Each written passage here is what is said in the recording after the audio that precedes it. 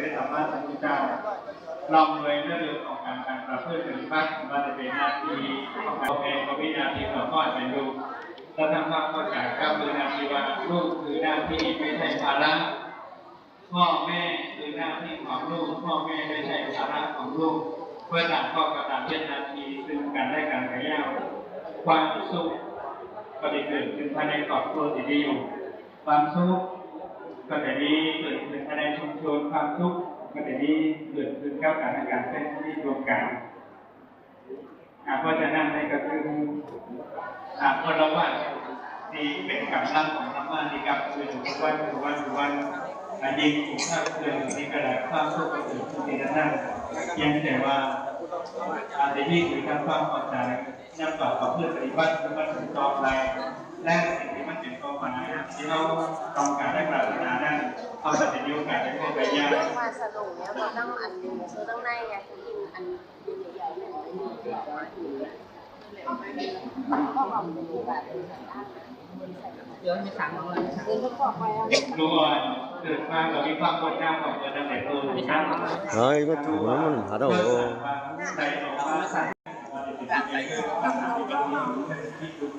และปัญหาที่ในชุมชนที่มีอยู่เนี่ยเสียถูกกับท่านทำด้วย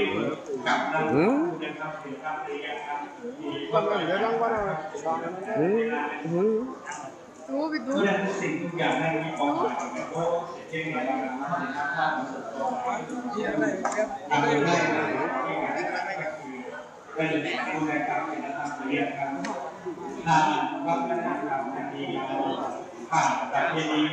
ผ่านที่กับที่ศักดิ์สิทธิ์เพื่อให้การเข้าสู่ในทางศาสนาที่ดีแล้วก็นั่นก็เหมือนได้เลยทั้งสิ่งที่เป็นสิ่งที่ผ่านสื่อที่หนึ่งอัญชลีวันทาอภิวา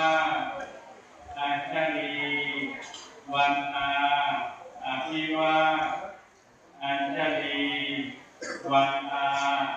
อภิวาอัญชลีวันทา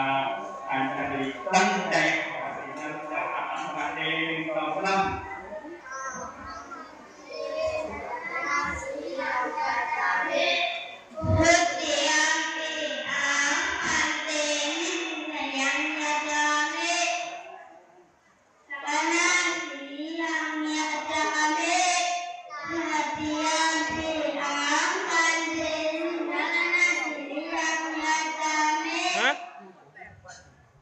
เดี๋ยวเอาใหม่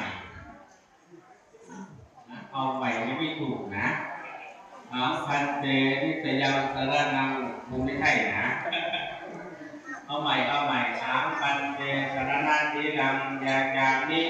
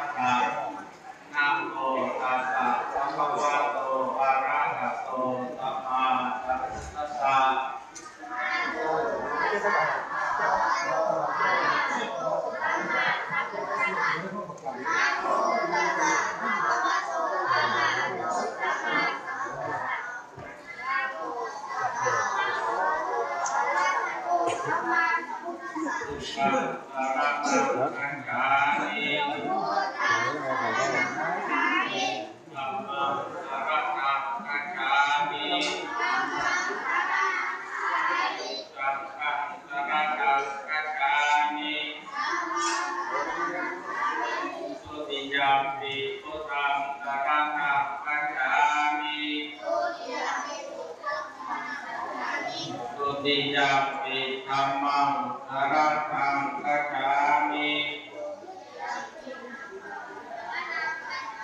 ตุติยาปิสังฆังสารนังคัจฉามิตติยาปิพุทธังสารนังคัจฉามิ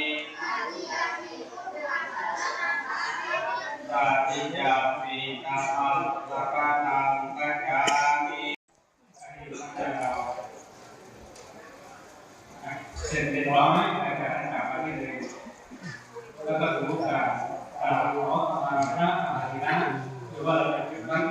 ใจกันร่วมกันนะครับเพราะว่าอาชนีสังเกต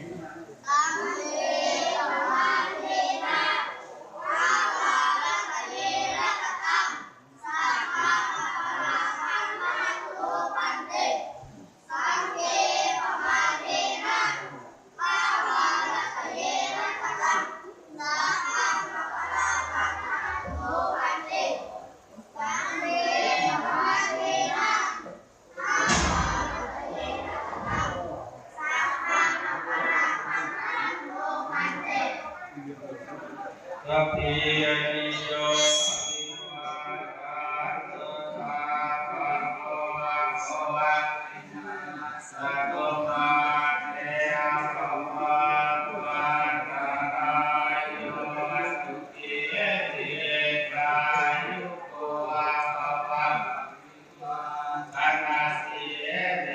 สเนจังวุตาปัจจาริโตจัตตารโอมาวันตัสสิอายุวันโนสุขังภะลัง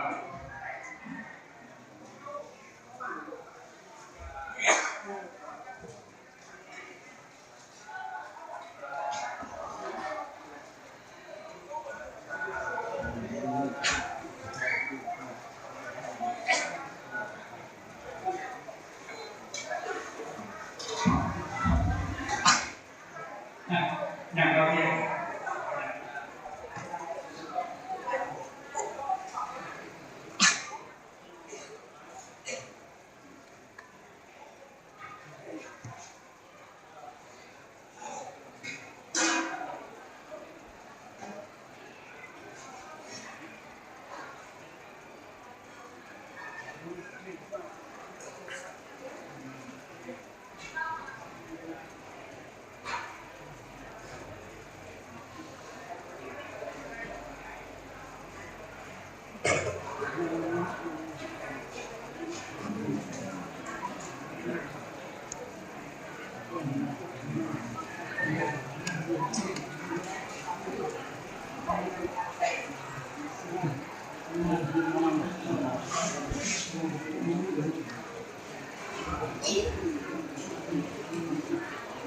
การ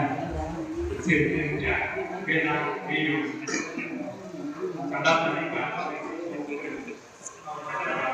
มีการช่วยให้สำคัญเพื่อเราจะดีเพื่อเราเองเป็นอะไรของกรรมฐานที่ดีว่าทันทีการเป็นมาทันทีเสียด้วยไปแล้ว